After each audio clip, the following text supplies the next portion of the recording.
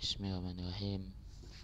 Assalamualaikum warahmatullahi wabarakatuh. Kembali lagi dengan saya di channel Rosid ini. Kali ini kita akan membahas lanjutan dari Perang Dingin. Kali ini bagian yang kedua. Ya, dan pada video yang sebelumnya kan kita udah ngebahas tentang awal-awal mula Perang Dingin dan blok barat dan blok timur. Nah, sekarang kita lanjutin lagi. Ya, jadi selain Perang Dingin ini perang di bidang persaingan pengaruh ke berbagai negara seperti pada perang Korea, perang Vietnam, perang saudara Cina seperti yang kemarin kita sudah ceritakan. Namun Perang Dingin ini juga mereka saling berlomba-lomba dalam teknologi dan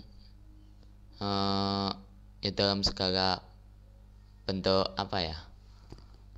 misal ada satu musuh, ada satu kelompok dengan satu kelompok, mesti yang satu milih ini, nanti yang satu milih yang satunya lagi. Kayak perang 6 hari di Arab, dimana waktu itu Uni Soviet ngebela Mesir, Syria, dan kawan-kawan membela Arab. Kemudian Amerika Serikat mau tidak mau pun membela Israel. Kemudian di dalam mereka bersaing di bidang teknologi itu, mereka saling berlomba-lomba membangun mendalami luar angkasa. Misalnya Rusia waktu itu sempat buat saingannya astronot Amerika, itu lupa namanya. Nah, terus mereka juga berlomba-lomba dalam membuat pesawat dan senjata-senjata seperti senjata nuklir.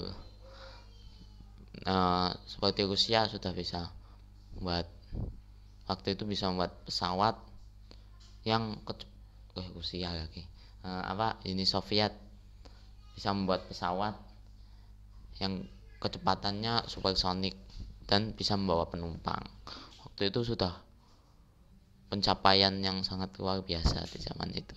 Dan pada awal-awal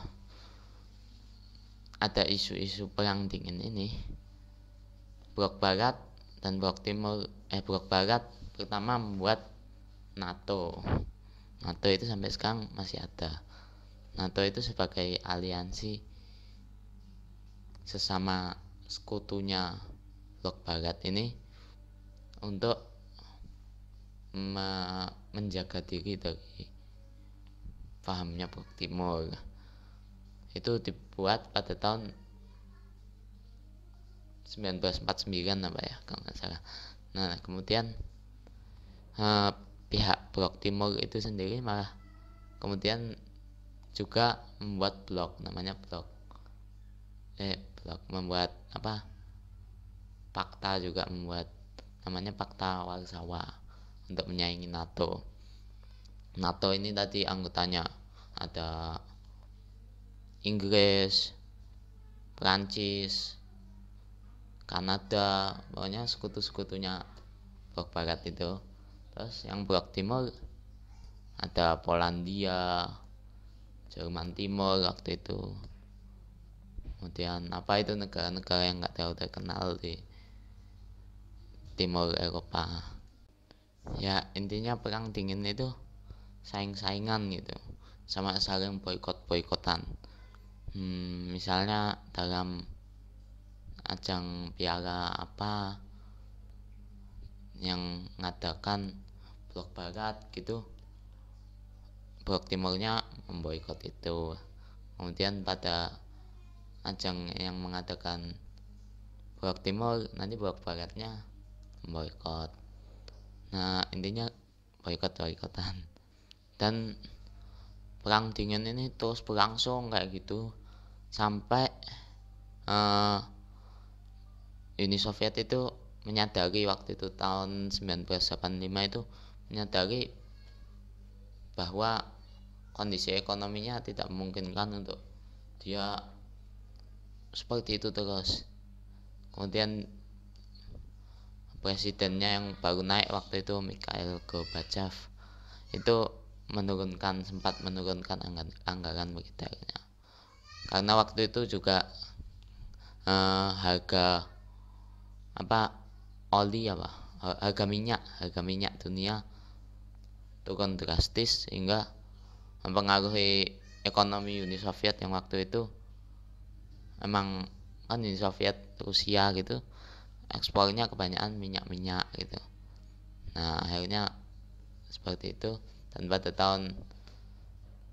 masuk tahun 90-an itu mulai mendekat dan mulai dekat hubungan dua negara itu, dan mereka menyepakati beberapa